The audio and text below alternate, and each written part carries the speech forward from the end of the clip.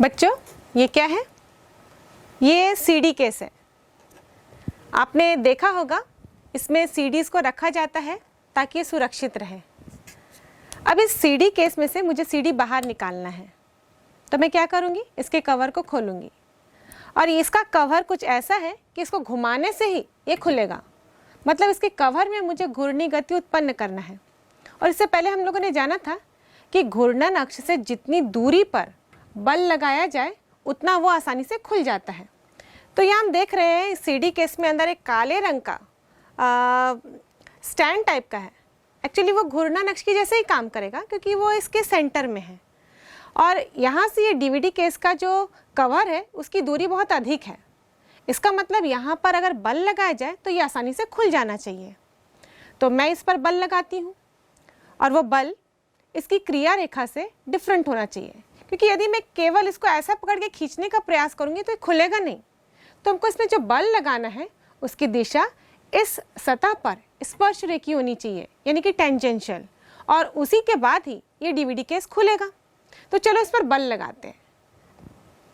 मैं इस पर बल लगाती हूँ। हम देख रहे हैं बच्चों कि बल लगाने के बावजूद भी ये सीडी केस नहीं खुल रहा है। क्यों नहीं खुल रहा है? क्योंकि थोड़ा टाइट है। तो मैं और जोर से भी बल लगाऊंगी तो भी इसे खोलने का प्रयास कर रही हूँ। वैसे यहाँ लिखा है इस डायरेक्शन में घुमाने से ये अनलॉक होगा, पर फिर भी ये नहीं खुल रहा है क्योंकि यहाँ पर मैंने एक ही सतह पर बल लगाया। और इससे पहले हमने देखा था कि एक पॉइंट पर यदि हम बल लगाते हैं वस्तु के जो कि घूर्णन अक्ष से काफ़ी दूरी पर है, उस समय पर वो घूर्णी गति उत्पन्न करा था। पर किसी वस्तु में ऐसा होता है कि हम एक पॉइंट पर बल लगाते हैं तो वो फिर भी खुलता नहीं है, चाहे वो कितना भी घूर्णन अक्ष से दूर हो। मतलब ये बल इसमें घूर्णी गति उत्पन्न नहीं कर सकता। इसके लिए हम खोलने के लिए हम दोनों साइड बल लगाएंगे। इस सीडी केस के दोनों छोर पर, मतलब इसका जो डायामीटर होगा, इसके दोनों पॉइंट्स पर हम बल लगाएंगे। और दोनों पॉइंट्स पर यदि एक ही डायरेक्शन में बल लगाएं तब भी ये नहीं खुलेगा। तुमको ये बल कैसे लगाना पड़ता है? विपरीत डायरेक्शन में। देखिए, ऐसे हमने इसको पकड़ा और अब मैं इसे घुमाती हूँ तो ये आसानी से खुल जाएगा। देखिए, ये ओपन हो गया। हम इसको फिर से एक बार देखते हैं। मैंने इसको पकड़ा और आसानी से इसको घुमाकर हम इसे खोल सकते हैं। और इस प्रकार हम देखें तो इस डीवीडी केस पर मैंने इसके डायामीटर के दोनों छोरों पर बल लगाया और ये दोनों ही बल इस अंगूठे और इस उंगली की सहायता से लगाया। दोनों ही बल की डायरेक्शन अलग अलग थी। जब मैं इसको घुमा रही थी तो अंगूठा मेरा आगे की तरफ घूम रहा था और उंगलियां मेरे तरफ आ रही थी, यानी कि पीछे की ओर आ रही थी। तो ये दोनों बल विपरीत दिशा में काम कर रहे थे। और ऐसे बल जो विपरीत दिशा में कार्य करते हैं और दोनों बराबर होते हैं, इसे हम बल युग्म कहते हैं। और बल युग्म के लिए एक खास बात होती है कि इनकी क्रिया रेखा अलग अलग होनी चाहिए। मान लीजिए मैं दो बराबर बल लगा दूं और दोनों को इस प्रकार खींचने का प्रयास करूं, तो क्या ये सीडी केस खुलेगा? नहीं, क्योंकि यहाँ पर दोनों बल की क्रिया रेखा एक ही हो जाएगी। और दोनों बराबर और विपरीत बल यदि एक ही क्रिया रेखा में काम करेंगे तो वो एक दूसरे को कैंसिल कर देंगे। इसलिए बल होते हुए भी नेट बल, यानी कि परिणामी बल, वहाँ पर शून्य हो जाएगा। अब ऐसी और कौन कौन सी वस्तुएं हैं जिसमें आप घूर्णी गति बल युग्म लगाकर करते हैं? मतलब दो बराबर विपरीत बल अलग अलग क्रिया में रेखा में कार्य कर रही है, ऐसे बलों का इस्तेमाल करके आप खोलते हैं। जैसे कि ये बॉटल का ढक्कन, इसे खोलने के लिए भी हम अंगूठा और उंगली को अलग अलग डायरेक्शन में घुमाते हैं और इस प्रकार हम घुमाते हुए इस बॉटल के ढक्कन को भी खोल लेते हैं। और ये स्क्रू ड्राइवर आपने देखा होगा, जब इसे हम स्क्रू खोलते हैं तो चाहे क्लॉकवाइज घुमाना हो चाहे एंटी क्लॉकवाइज, मतलब जब इसमें घूर्णी गति उत्पन्न करनी हो तब आप इसे दोनों साइड से पकड़ते हैं और इस प्रकार इसको घुमाते हैं, चाहे क्लॉकवाइज घुमाएं चाहे एंटी क्लॉकवाइज घुमाएं। यहाँ पर भी इसके घूर्णन अक्ष से यदि हम देखें इस वस्तु पर, इसके डायामीटर पर, इसके छोरों पर, या बोल सकते हैं इस स्क्रू ड्राइवर की परिधि पर, हम दो विपरीत जगहों पर अलग अलग बिंदुओं पर बराबर और विपरीत बल लगा रहे हैं। ये पेंसिल तो आप छीलते ही होंगे इस शार्पनर की सहायता से। इसमें भी कैसे करते हैं? इसको रोटेट करना है।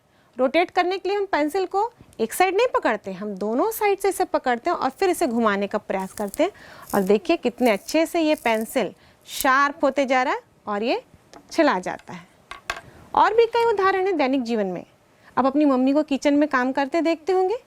मम्मी दाल बनाती है, दाल बनाने के बाद उस दाल को कितने अच्छे से चर्नर से घोटती है। आपने देखा है मथनी, उसमें आराम से उससे घोटती है। उसमें भी आप देखेंगे वो चर्नर को दोनों साइड से पकड़ती है और उसमें हाथ का मूवमेंट दोनों एक ही डायरेक्शन में नहीं होता। एक हाथ अगर आगे बढ़ता है तो दूसरा पीछे की ओर आता है, यानी एक बल आगे की तरफ होता है, दूसरा बल पीछे की तरफ। चर्नर एक डायरेक्शन में घूमता है, फिर उसको रिवर्स घुमाने के लिए हाथों को रिवर्स करती है, मतलब बल की डायरेक्शन विपरीत करती है। वैसे ही यदि मक्खन निकालना होता है, आपने देखा होगा, अभी तो खैर हम मक्खन निकालने के लिए मिक्सी में फेंट देते हैं मलाई को, पर पहले इस प्रकार के उपकरण का इस्तेमाल किया जाता था। एक मटका होता था जिसमें कि एक लकड़ी लगी होती थी और उस लकड़ी को रस्सी की सहायता से हिलाते थे। और कैसे हिलाते थे? दोनों रस्सी को एक ही डायरेक्शन में नहीं खींचते हैं, वहाँ पे भी एक रस्सी को आगे और पीछे, इस तरीके से वहाँ पर भी लकड़ी को दो विपरीत डायरेक्शन में बराबर और विपरीत बल दिया जाता था, जिनकी क्रिया रेखा अलग अलग होती थी और उसी के कारण ही ये लकड़ी घूमने लगता था और आप मस्त मक्खन का मजा ले पाते थे। तो बच्चों, ऐसे दैनिक जीवन में कई उदाहरण हैं जहां पर आप बल युग्म का आघूर्ण इस्तेमाल करते हैं किसी वस्तु में घूर्णी गति उत्पन्न करने के लिए। जैसे कि आप रोज सवेरे उठकर अपना चेहरा पानी से धोने जाते होंगे तो आप नल खोलते होंगे। नल खोलने के लिए भी आप अपने एक अंगूठे से या एक उंगली से नल नहीं खोल सकते, उसकी टोटी को खोलने के लिए आपको दोनों का सहारा लेना पड़ता है। और उस समय आप नोटिस करिएगा कि उंगली और अंगूठे का डायरेक्शन कैसा है। और इस प्रकार आप अगर कोई भी वस्तु में घूर्णी गति उत्पन्न करेंगे तो आप ज़रूर इस बात को सोचिए कि यहाँ पर टॉर्क लग रहा है, यानी कि बल युग्म आप यहाँ पर लगा रहे हैं जिसके कारण वस्तु में घूर्णी गति उत्पन्न हो रही है। और ये दोनों बल युग्म की दिशा क्या है? अभी तक हमने किसी पिंड को घुमाने के लिए घूर्णन अक्ष से एक दूरी पर बल लगाया था और उसमें घूर्णी गति उत्पन्न हो रही थी, मतलब उस बल के आघूर्ण का सूत्र हमने ज्ञात किया था। और ये सूत्र होता है आघूर्ण बराबर बल इंटू घूर्णन अक्ष से दूरी। इस सूत्र से हम बल आघूर्ण का मान ज्ञात कर रहे थे। मान लीजिए हम इस सीडी केस की तरह ही यहाँ पर एक एग्जाम्पल कंसिडर कर रहे हैं। जैसे कि सीडी कवर के हमने दोनों छोरों पर बल लगाया था, तो मान लीजिए उसकी व्यास को हम AB लिख रहे हैं। अब इसके एक छोर पर हमने एक डायरेक्शन में बल लगाया था, दूसरे छोर पे दूसरे डायरेक्शन में बल लगाया था। मान लीजिए इन दोनों बल को हम F से दर्शा रहे हैं। ये दोनों बल बराबर हैं, एक दूसरे से विपरीत दिशा पे है, इनकी क्रिया रेखा भी अलग अलग है। और ये सीडी कवर अगर दो विपरीत बल इस तरह से लगाए जाए तो एंटी क्लॉकवाइज डायरेक्शन में घूमना प्रारंभ किया था, जिसका घूर्णन अक्ष इस O बिंदु पर होगा, यानी कि जो उसके अंदर काले रंग का स्टैंड दिख रहा था सीडीज को डालने के लिए, वो उसका घूर्णन अक्ष होगा। अब मान लीजिए कि हमको इस बल युग्म का आघूर्ण ज्ञात करना है, तो हम इन दोनों बलों का आघूर्ण निकाल लेते हैं। इस A बिंदु पर बल नीचे की तरफ काम कर रहा है और इसकी घूर्णन अक्ष से दूरी AO है, तो इस बल का आघूर्ण होगा F इंटू OA। वैसे ही यदि हम B बिंदु पर लगने वाले बल का आघूर्ण ज्ञात करें तो ये होगा F इंटू OB। और यहाँ पर हम देखें तो ये दोनों ही बल की दिशा एंटी क्लॉकवाइज है, घड़ी की विपरीत दिशा में। तो जब हम कुल आघूर्ण निकालेंगे, यानी कि इस बल युग्म का आघूर्ण निकालेंगे, तो हम लिखेंगे टाउ बराबर F into OA plus F into OB, क्योंकि ये दोनों बल वामावर्त घुमा रहे हैं, यानी कि घड़ी की विपरीत दिशा में, इसलिए हमने यहाँ पे ऐड किया है।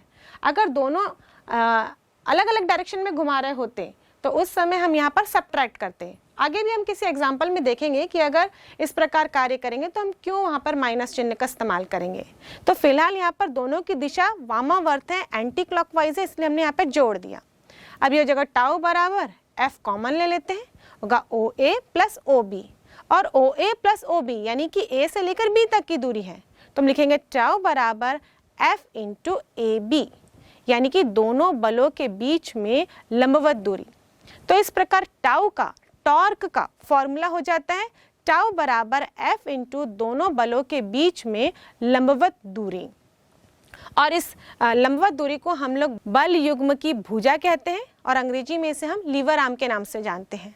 तो ये है बल युग्म के आघूर्ण का सूत्र। जैसे कि हम यहाँ पर देख रहे हैं कि बल की दिशा जिस प्रकार होगी, आघूर्ण भी उसी के अकॉर्डिंग ही उत्पन्न होगा।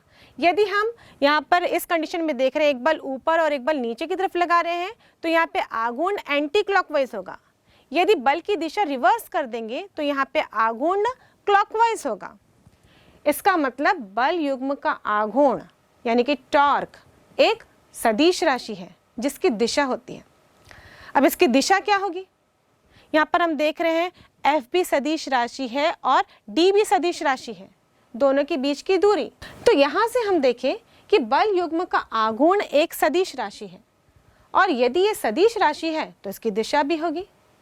और इस प्रकार इसकी दिशा के अनुसार हम बल युग्म के आघूर्ण को दो प्रकार में बांटते हैं, धनात्मक बल युग्म का आघूर्ण और ऋणात्मक बल युग्म का आघूर्ण। इसकी दिशा को याद करने का बच्चों एक सिंपल तरीका है। हम जब नंबर लाइन बनाते हैं तो बीच में हम सेंटर में 0 लिखते हैं और इस तरह जो राशि रहती है उसको धनात्मक लेते हैं और इस तरफ जो राशि रहती है उसको ऋणात्मक। वैसे ही हम 0 के ऊपर वाली राशि को धनात्मक लिखते हैं और नीचे वाली राशि को हम ऋणात्मक लिखते हैं। अब टाउ का डायरेक्शन निकालना हो तो इसमें हम बहुत सारे नियमों का इस्तेमाल कर सकते हैं, लेकिन सबसे इजी तरीका है राइट हैंड के अंगूठे का नियम। इसकी सहायता से आप आसानी से इस टाउ की दिशा को ज्ञात कर सकते हैं। मान लीजिए कि बल इस प्रकार कार्य कर रहा है कि इधर ऊपर की ओर है, इधर नीचे की ओर है, तो आप अपनी उंगलियों को इस प्रकार फोल्ड करेंगे। ठीक है, एक बल ऊपर था, एक बल नीचे की ओर, तो ऊपर से नीचे की ओर हम फोल्ड करते हैं। आपका अंगूठा किस तरफ होगा? ये इस बोर्ड के लंबवत सामने की ओर हो रहा है, और यदि आपने कॉपी में बनाया डायग्राम तो इसके कॉपी के तल के लंबवत ऊपर की ओर आएगा, और ऊपर की ओर यदि आता है तो आप उसे धनात्मक लेंगे। यदि कोई बल वस्तु में एंटी क्लॉकवाइज डायरेक्शन में घूर्णी गति उत्पन्न करता है तो उसके बल युग्म का आघूर्ण धनात्मक होता है, यानी कि पॉजिटिव होता है। अब इसके विपरीत देखते हैं। अभी हमने दो बल को इस डायरेक्शन में ले लिया है, अब आपको इसकी दिशा ज्ञात करनी है। तो राइट हैंड लेंगे, लेफ्ट हैंड बिल्कुल इस्तेमाल ना करें, वरना आपका जो कैलकुलेशन है उसके अनुसार दिशा गलत हो जाएगी। तो राइट हैंड के अनुसार मैं अपनी उंगलियों को इस बल से इस बल की ओर कर्ल कर रही हूँ, मोड़ रही हूँ। तो अंगूठा कैसे हो रहा है? इस बोर्ड के लंबवत अंदर की ओर। और यदि आप कॉपी में बना रहे हैं तो आपके कॉपी के कागज तल के लंबवत नीचे की ओर आएगा। और यदि नीचे की ओर आ रहा है मतलब उसको आप ऋणात्मक लिखेंगे। इस प्रकार जो बल युग्म वस्तु में क्लॉकवाइज डायरेक्शन में घूर्णी गति उत्पन्न करता है उसका टॉर्क उसके बल युग्म का आघूर्ण ऋणात्मक लिया जाता है। तो इस प्रकार बच्चों, अब आप बल युग्म के आघूर्ण की दिशा बताने में गलती नहीं करेंगे, और वो धनात्मक है कि ऋणात्मक है ये भी अच्छी तरीके से दोनों में अंतर स्पष्ट कर सकेंगे। अब देखते हैं इस बल युग्म के आघूर्ण का मात्रक क्या है। हमने जाना टाउ बराबर F into perpendicular distance. F का मात्रक यानी कि बल का मात्रक जिसे हम लोग न्यूटन से दर्शाते हैं, और डिस्टेंस का मात्रक होता है मीटर। तो टाउ बराबर होता है न्यूटन इंटू मीटर। बच्चों, जब हम कॉम्पिटिटिव एग्जाम देते हैं, PMT हो चाहे PET हो, मतलब जब आप मेडिकल की या फिर इंजीनियरिंग की तैयारी करते हैं, तो ये डायमेंशनल फॉर्मूले ज़रूर पूछे जाते हैं। तो आप क्लास 11 से ही कुछ ऐसे इंपॉर्टेंट राशियां हैं उनके डायमेंशनल फॉर्मूले अभी से याद रखें। तो इस टॉर्क का डायमेंशनल फार्मूला भी पूछा जाता है। तो डायमेंशनल फार्मूला लिखते हैं। न्यूटन का डायमेंशनल फार्मूला होता है mLT-2, जबकि मीटर का डायमेंशनल फार्मूला होता है L। तो इस प्रकार टॉर्क का डायमेंशनल फार्मूला होता है mL²T-2। तो इस प्रकार बच्चों, हमने इस बल युग्म के आघूर्ण का सूत्र देखा, इसकी दिशा देखी, इसके प्रकार देखे, इसका मात्रक तथा विमीय सूत्र देखा। अब चलिए हम आगे घूर्णी गति के लिए गति के समीकरण लिखें। जैसा हमने रेखीय गति में गति के 3 समीकरण लिखे थे, ये तीनों समीकरण आपको याद होंगे और ये याद रहने भी चाहिए, क्योंकि जब भी हम किसी वस्तु की गति का अध्ययन करते हैं तो ये तीनों समीकरणों से बंधे हुए होते हैं। और ये समीकरण हमको कक्षा 9वीं से पढ़ते पढ़ते बिल्कुल याद हो जाते हैं। तो आपको भी ये तीनों समीकरण याद होंगे।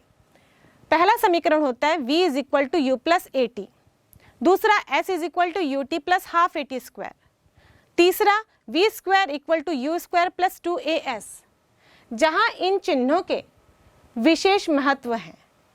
ये एक विशेष टर्म्स के लिए दर्शाए जाते हैं।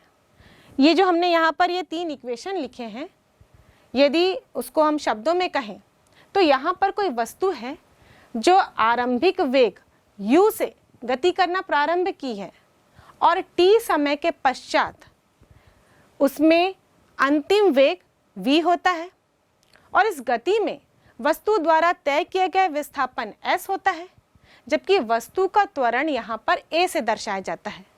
और यह एक समान त्वरित गति के लिए 3 समीकरण है जहाँ पे वस्तु का त्वरण एक समान था।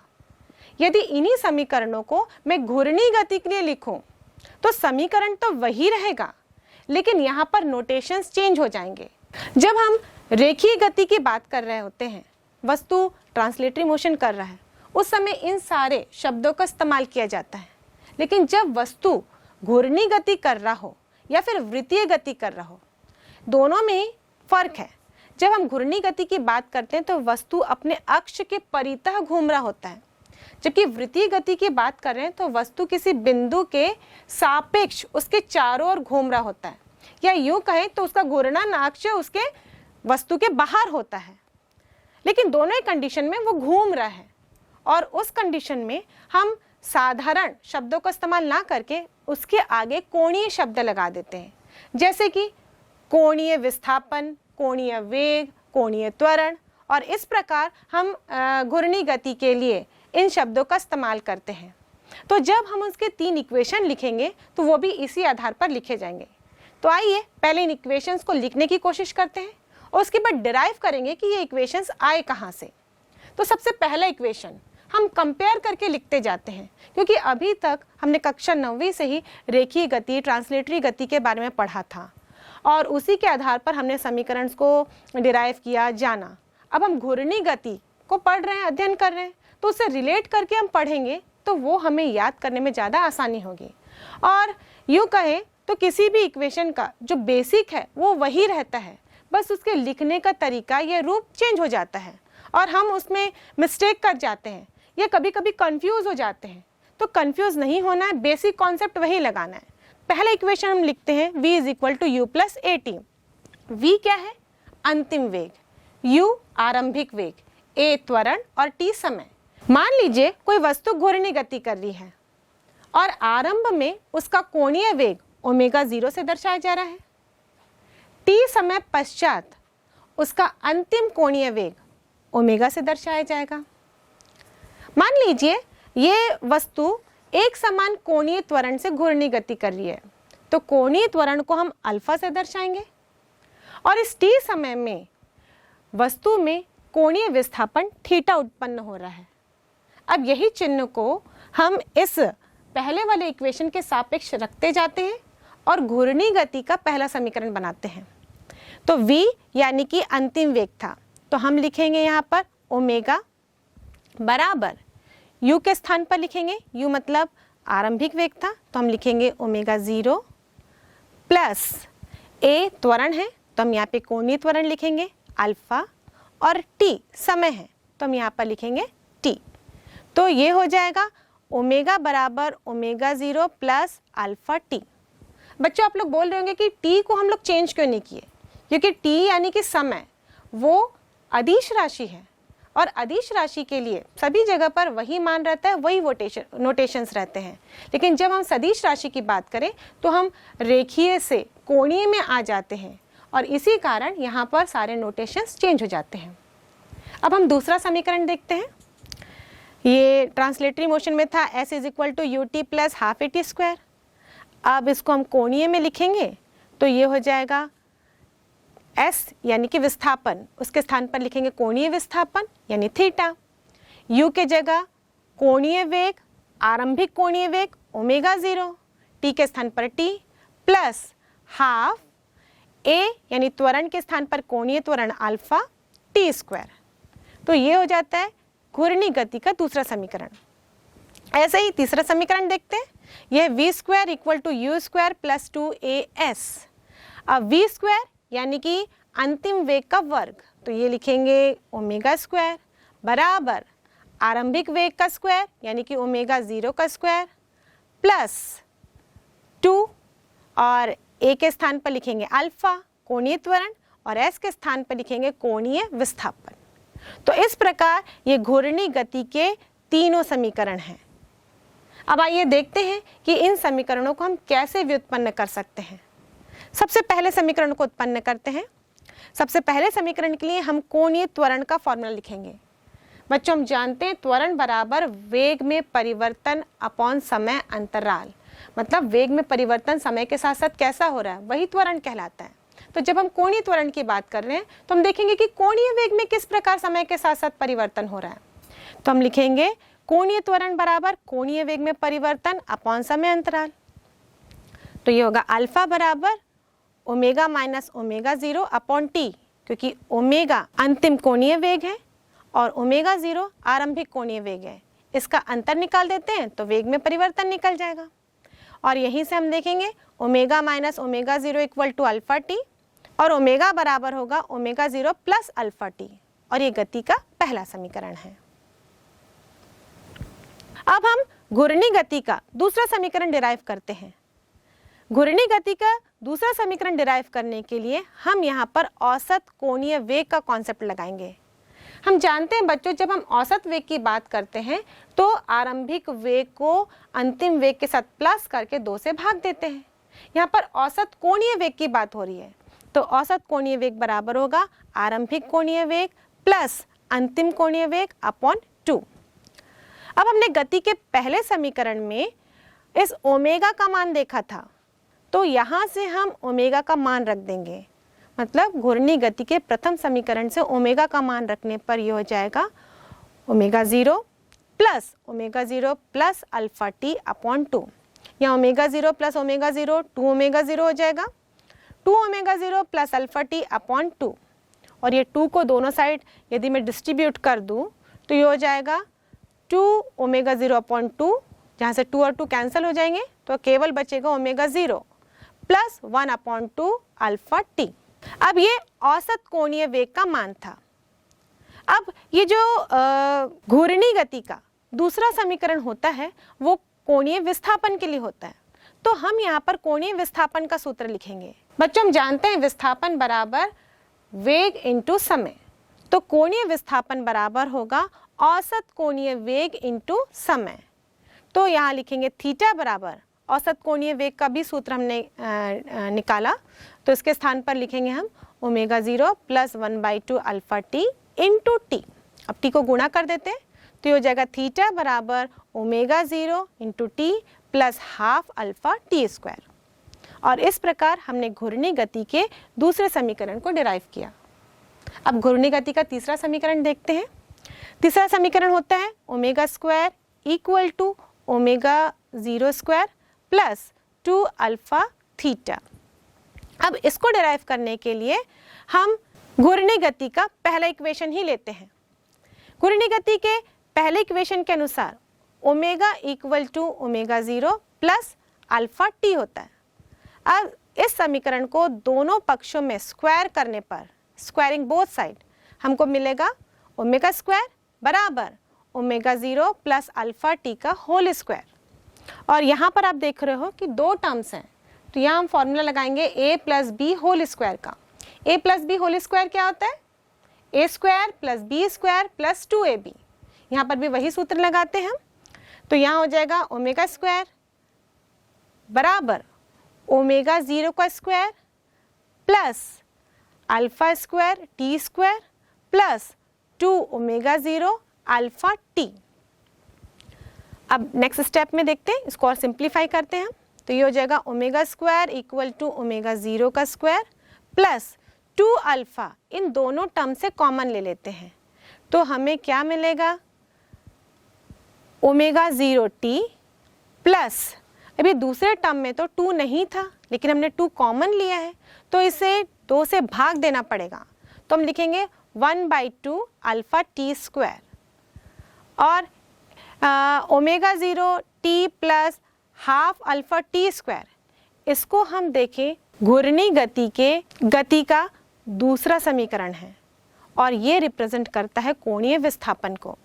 तो इस प्रकार हम लिख सकते हैं omega square equal to omega 0 square plus 2 alpha theta, और ये घूर्णी गति का तीसरा समीकरण है। तो इस प्रकार बच्चों हमने पुराने कॉन्सेप्ट को रिकॉल करते हुए घूर्णी गति के लिए तीनों समीकरण को डिराइव कर लिया, और ये उतना मुश्किल नहीं था जितना ये देखने में लग रहा था। तो इस प्रकार हम पुराने कॉन्सेप्ट से जोड़ते हुए घूर्णी गति के लिए डेरिवेशंस को आगे करें तो ये हमें आसानी से याद भी हो जाएंगे और इसके लास्ट स्टेप तक पहुंचने के लिए हमसे कोई भी गलती नहीं होगी। तो इस घूर्णी गति के तीनों इक्वेशंस को देखने के बाद, इसे अच्छी तरह से जानने के बाद, चलिए इसको प्रैक्टिस करने के लिए एक अंकित प्रश्न बनाते हैं। एक इंजन का मोटर 150 चक्र प्रति मिनट के कोणीय वेग से घूम रहा है। स्विच बंद करने पर वह 20 सेकंड में रुक जाता है। यदि उसका कोणीय त्वरण नियत हो तो बताइए कि विराम में आने के पहले वह कितना परिभ्रमण कर लेगा। इस प्रश्न में दिया गया है इंजन के मोटर का आरंभिक कोणीय वेग 150 चक्र प्रति मिनट। यहाँ हम मिनट को सेकंड में कन्वर्ट करेंगे। इसके लिए हम इसे 60 से भाग दे देंगे क्योंकि 1 मिनट पे 60 सेकंड होते हैं।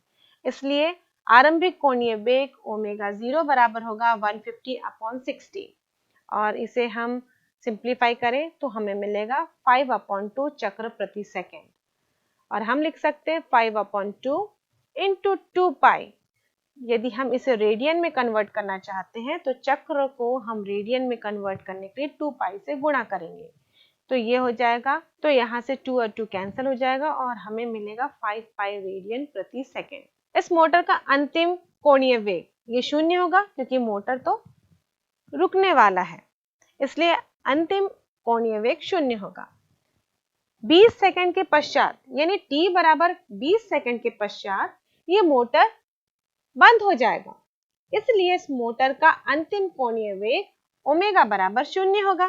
अब घूर्णी गति के पहले समीकरण से हम लिख सकते हैं ओमेगा बराबर ओमेगा 0 प्लस अल्फा टी, और इस समीकरण में सारे मान रखने पर हमें मिलेगा 0 equal to 5 pi plus alpha into 20, और यहाँ से अल्फा बराबर होगा -5 पाई अपॉन 20 इक्वल टू -पाई/4। अब समीकरण सेकंड से हम लिख सकते हैं थीटा बराबर omega 0 T plus half alpha T square. यहाँ मान रख देते हैं तो थीटा बराबर होगा 5 पाई इंटू 20 प्लस 1/2 ब्रैकेट के अंदर -पाई/4 इंटू 20 स्क्वायर, और थीटा बराबर मिलेगा 100 pi minus 50 pi equal to 50 pi, और इस प्रकार परिभ्रमणों की संख्या होगी theta upon 2 pi equal to 50 pi upon 2 pi equal to 25।